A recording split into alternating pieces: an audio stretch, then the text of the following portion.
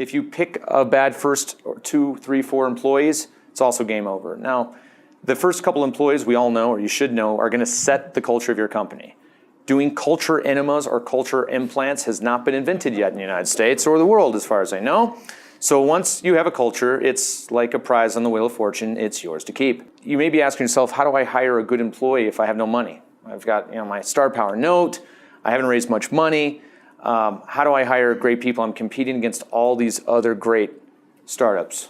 You know what? As a venture capitalist, if you're not able to attract awesome employees right off the bat, and you say, well, I don't have money, it's not my fault, my answer is bullshit. The first employees don't join because of the money. They believe in you. They believe in your idea. They want to solve this as badly as you do. And if they don't have that passion, you're in a lot of trouble. And if you can't recruit and inspire people to join you, you're never going to have a great company. So it is a tremendous red flag if I look at the first few employees and I'm like, ugh, these aren't that good. As a sort of corollary, beware of the high-performing asshole. We all know these people, right? The person who's awesome at what they do, but you hate them. We all know them.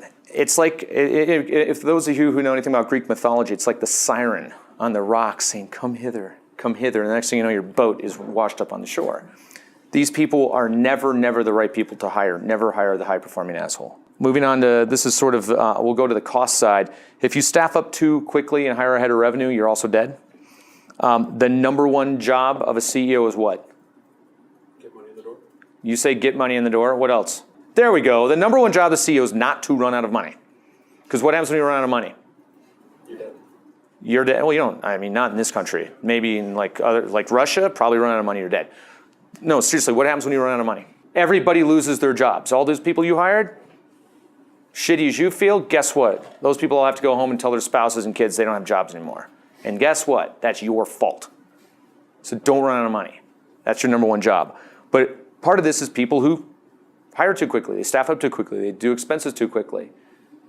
And it happens all the time. The one that we see a lot is the CEO who's having trouble selling their blah, whether that's software or a widget or whatever. And so what do? Since they're having trouble selling it, you go hire a sales guy. Yeah, and how does that work? It doesn't. If the CEO and the founders cannot sell the product, there is no salesperson in the world. So if I was a founder and I said, hey, I got this great product, and you say, great, have you had any luck selling it? And I say, no. Red flag? Totally. Move on to another company? Yep. Thank you. Yep. So the corollary is the salesperson you can hire when you can't sell anything sucks. It's not you. Don't hire. That's just one example of staffing up too quickly. All right, this is one of my favorite ones. Not firing people quickly enough. This is a huge problem. Some of you already in this room probably should be fired. Statistics prove there's at least 1 or 2 or 3 of you that your co-founder already wants you fired. No co-founder or CEO has ever said, damn it, I wish I hadn't fired John so soon. That has never been said.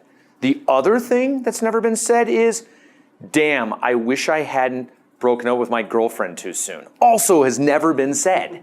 I always tell people, if there's anything you remember about this point, is once you fall out of love, you never fall back in. Ever.